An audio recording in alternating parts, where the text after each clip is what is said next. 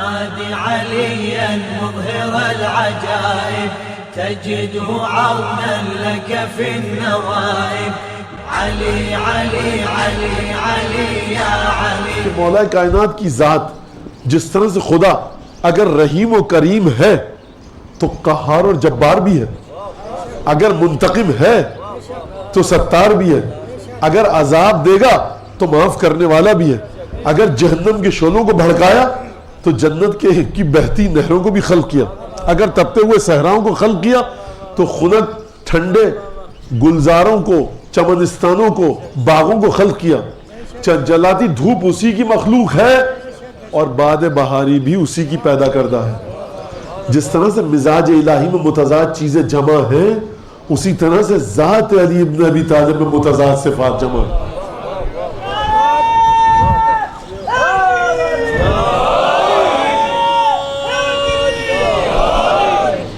اگر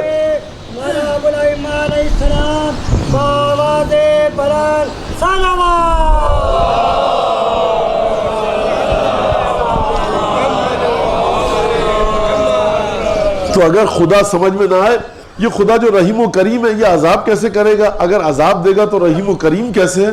بھئی اس کے بندے کو دیکھ لو، اس کا یہ بندہ علی مرتضیٰ ہے، زندگی بھر یہودی کے باغ میں پانی دیتا آیا ہے. پانی کیسے دیتا تھا؟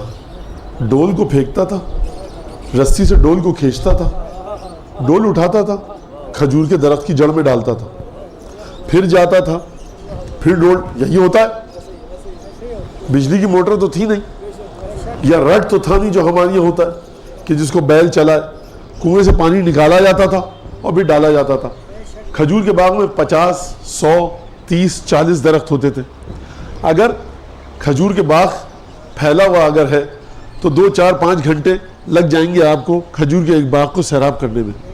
جب آپ رسی کنویں میں ڈالیں گے تو آپ کے ہاتھوں پر گٹے پڑ جائیں گے اور آپ کو سخت کام کرنے کی عادت ہو جائے گی. سمجھ میں آ گئی بات؟ تلوار چلائی، تلوار بھی چلا سکتا ہے جو کسان ہے، جو کھیتی باڑی کرتا ہے، جس کے ہاتھوں میں گٹے پڑیں وہ تلوار بھی چلا سکتا ہے. لیکن جب ہاتھ سخت ہو جائے رسی کھینچ کھینچ کر ڈول کی، پھر وہ خوبصورت لکھائی لطیف و ظریف قلم کو پکڑ کے انجام نہیں دے سکتا. خطاط جتنے بھی ہیں آپ ان سے کبھی مصافحہ کیجئے جا کر، انتہائی روئی کے گالوں کی طرح نرم ہاتھ ہوتا ہے. تو سمجھ میں نہیں آتا اے علی مرتضیٰ اگر یہ ہاتھ جو تلوار کو اتنی طاقت سے چلا رہا ہے، یہ ہاتھ کے جو دروازہ خیبر اکھیڑ رہا ہے، جو کی روٹی اس سے ٹوٹ نہیں رہی ہے اور لطیف ترین قلم کو لکھ کر خوبصورت ترین لکھائی لکھ رہا ہے، اور پھر اس کے بعد بیت المال کے کاتب کو ہدایات بھی دے رہا ہے کہ دوات کو اس طرح سے رکھو، قلم اس طرح سے چھیلو، نوک اس طرح سے بناؤ، سطروں میں فاصلہ اس طرح سے رکھو. خوب توجہ کیجئے گا، یہ علی جو کاغذ پر لکھے گئے خطوط اور مراسلوں کے بارے میں ہدایات انجام دے رہا ہے کہ سطروں کا فاصلہ اس طرح سے ہو، قلم کی نوک اس طرح سے ہو. یہی علی جب اپنے بیٹے محمد حنفیہ کو صفین کے لشکر کی جانب روانہ کر رہا ہے تو وہاں پر بھی ہدایات ایسی ہیں کہ لگتا ہے کہ اس شخص کو سوائے جنگ کے کچھ نہیں آتا، اور جب کاتب کو ہدایات دے رہا ہے تو لگتا ہے کتابت کے علاوہ کچھ جانتا نہیں ہے.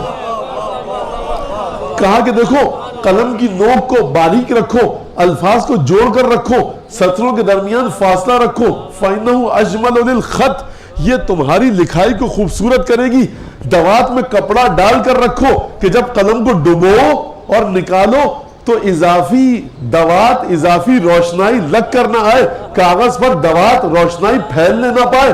آپ کہیے گا یہ تو آج کل ہر ایک کو پتا ہے. یہ میں 1400 سال پہلے ایسے بچے کی بات کر رہا ہوں کہ جس کا باپ 7 8 10 سال کی عمر میں مر گیا. اس نے لکھنا پڑھنا کسی سے نہیں سیکھا، اگر سیکھتا تو اپنے بڑے بھائی محمد مصطفیٰ سے سیکھتا. خود محمد کو لکھنا نہیں آتا بقول آپ کے، تو اس نے لکھائی سیکھی کس سے؟ اور پھر محمد حنفیہ کو جب بھیجا، یہاں پر لکھائی کے بارے میں فرما رہے ہیں، جب محمد حنفیہ کو بھیجا کہا کہ بیٹا دیکھ حملہ کرنے جا رہا ہے، عز علی نازجک اعیر اللہ جمجمتک وَإِرْمِ بِبَصَرِكَ الْأَخْصَ الْقَوْمِ وَعَلَمِ إِنَّ الْفَتْمِ عِنْدَ اللَّهِ الْعَزِيزِ الْحَكِيمِ. اے محمد بیٹا حملہ کریو تو دیکھ سامنے والی صف پر نگاہ مت کیجو، آخری صف پر دشمن کی نگاہ کیجو، دانتوں کو بھیج، سر کو اپنے خدا کو گروی رکھوا دے اور پھر حملہ کر، لیکن جان لے فتح ہوتی اسی کی طرف سے ہے۔ اے علی آخر تو ہے کون سی خدا کی مخلوق؟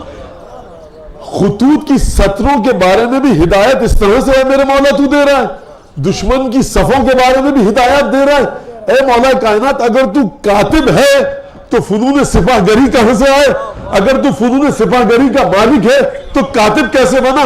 اور اے علی اگر تو کاتب ہے اور سپاہ گری کے فنون سے واقف ہے تو خطیب کیسے بنا؟ اور اے علی اگر تو خطیب بنا، خوب توجہ کیجئے گا، خطیب بنتا کیسے؟ بھائی میں اردو کیسے بول رہا ہوں، آپ اردو سمجھ کیسے رہے؟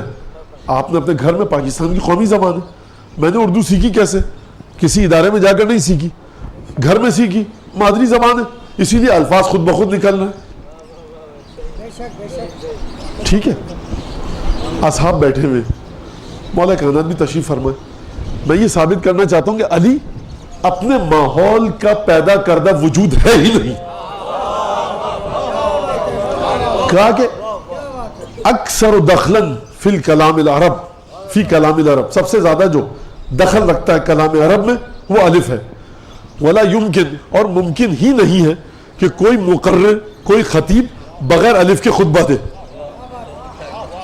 اچھا ناممکن ممکن اس کے سامنے بات کر رہے ہو جو ممکن کو ناممکن کر دے اور ناممکن کو ممکن کر دے۔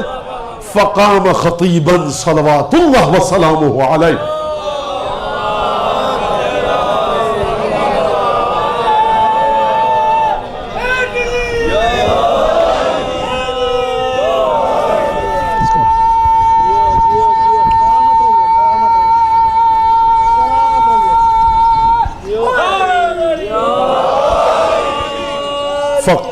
فقام خطیبا، مولا اٹھ کھڑے ہوئے خطبہ دینے کے لیے۔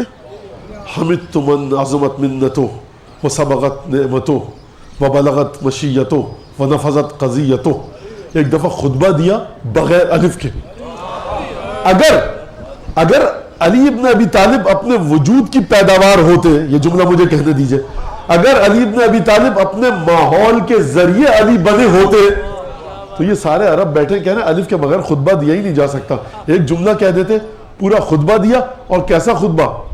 آڑا ترچھا خطبہ نہیں دیا، فصاحت کا بھی معیار ہے وہ خطبہ، بلاغت کا بھی معیار ہے، اور مشکل ترین گفتگو کائنات میں کس پر ہے؟ وجود خدا پر ہے، صفات خدا پر ہے، بغیر الف کے دیا، فصاحت و بلاغت کے ساتھ دیا، ظاہری خوبصورتی بھی، باطنی خوبصورتی بھی، اور مضمون ذات الہی اور اس کی صفات۔ سنورہم آیاتنا فی الآفاق وفی انفسہم، ہم اپنی نشانیاں دکھائیں گے۔